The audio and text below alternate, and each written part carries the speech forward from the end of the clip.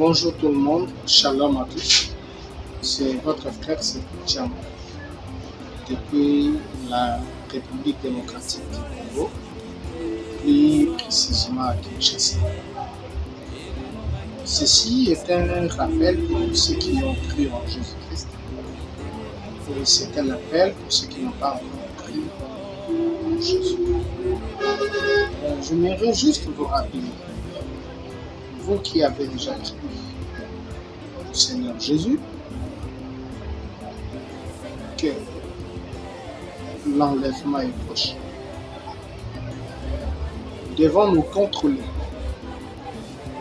Nous devons savoir ce que nous devons faire pour ne pas rater l'enlèvement. Bien-aimés, l'enlèvement est certain. Ce ne sont pas des mythes, comme peuvent dire d'autres gens et d'autres religions. Imaginons comment le diable veut retenir le peuple de Dieu sur la terre et comment le diable veut changer la destination de plusieurs gens. Il y a certaines religions qui disent que nous avons trois vies, c'est-à-dire je peux mourir aujourd'hui et renaître. Après cette mort, je vais encore renaître. C'est-à-dire que même si j'avais fait beaucoup de mal, c'est-à-dire que c'est une religion qui permet aux gens de tuer, de faire de n'importe quoi, soit disant que même si tu fais beaucoup de mal, tu mourras. Si tu avais fait beaucoup de mal, tu vas revenir sur la terre pour payer tes erreurs, payer sur tes erreurs. Et si tu n'avais pas fait beaucoup de mal, alors là, tu vas revenir, je ne sais pas quoi dire. Mais ils disent que si tu avais fait beaucoup de mal, tu vas revenir pour payer sur tes œuvres. C'est-à-dire, il y aura la réincarnation pour que tu puisses payer tes péchés. Non, c'est une fausse religion. Cela fait en sorte que les gens puissent faire le mal. Et puis, attendre à ce qu'ils meurent pour renaître afin de vivre. Non, c'est fait ça. C'est une fausse religion. Et c'est une fausse doctrine. La deuxième des choses est que certains disent que l'enlèvement n'existe pas. C'est faux. L'enlèvement est réel. L'enlèvement se fera certainement.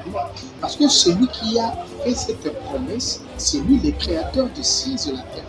Je te rappelle, toi, saint, chrétien, toi qui as cru au Seigneur Jésus-Christ, il ne faut pas venir vers Jésus-Christ s'attendre à ce que tu puisses te marier seulement. Non. On ne vient pas à Jésus-Christ pour le mariage. Parce qu'avant même que Jésus ne meure sur la croix, il y a eu des gens qui se sont déjà mariés. Avant même que Jésus ne meure sur la croix, il y a eu des gens qui ont eu des enfants. Même Jésus-Christ lui-même est passé par le ventre d'une femme. C'est-à-dire qu'on ne croit pas en Jésus-Christ pour le mariage, moins encore pour les enfants. Il faut les saisir, les retenir très bien. Nous venons à Jésus-Christ pour la vie éternelle, pour ne pas rater l'enlèvement. Même si tu meurs, tu peux bénéficier de cet enlèvement. Tu dois bien le saisir que Christ n'a pas donné sa vie pour que tu sois marié. Bien que Jésus-Christ donne aussi le mariage, bien qu'il donne aussi des enfants, comme ce fut le cas de Sarah, comme ce fut le cas de Anne, comme ce fut aussi le cas de Ruth et d'Esther. Oui, il peut te donner le mariage.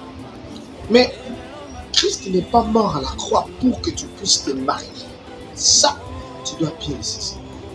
Pourquoi Christ est mort à la croix? Christ a été pendu au bois afin de nous racheter du péché.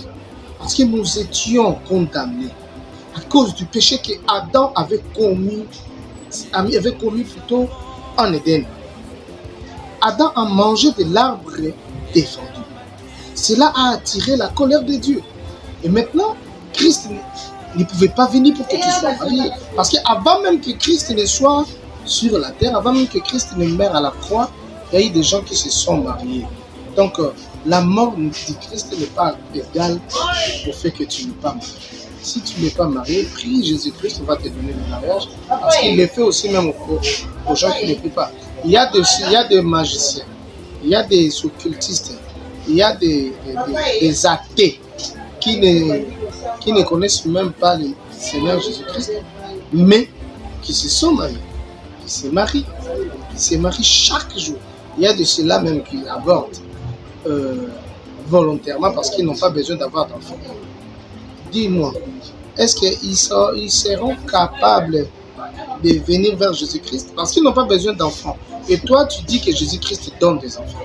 Maintenant, une femme qui n'a pas besoin d'avoir des enfants, qu'est-ce qu'elle peut venir faire en Jésus-Christ? Un riche qui a beaucoup d'argent, pourquoi peut-il croire en Christ? Si Christ ne peut que donner de l'argent. Non, nous croyons en Jésus-Christ pour la vie éternelle, pour avoir la vie éternelle. Récupérer cette vie de l'éternité que Adam avait perdu en lui. Voilà.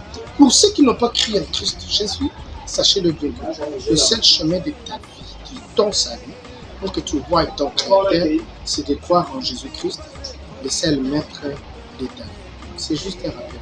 Toi, jeune, tu te réjouis de ta jeunesse, mais sache-le bien qu'un jour, Dieu t'appellera en jugement. Tu dis chaque jour que tu n'as pas d'argent. Mais si nous allons vers Kimbuta, nous allons vers Capella, nous allons voir beaucoup de gens, nous allons voir des bars très remplis. Mais il y a des gens qui disent qu'ils n'ont pas d'argent, ils ne savent pas donner de l'argent. Donc, répentez-vous, croyez en Christ pour le salut de votre vie.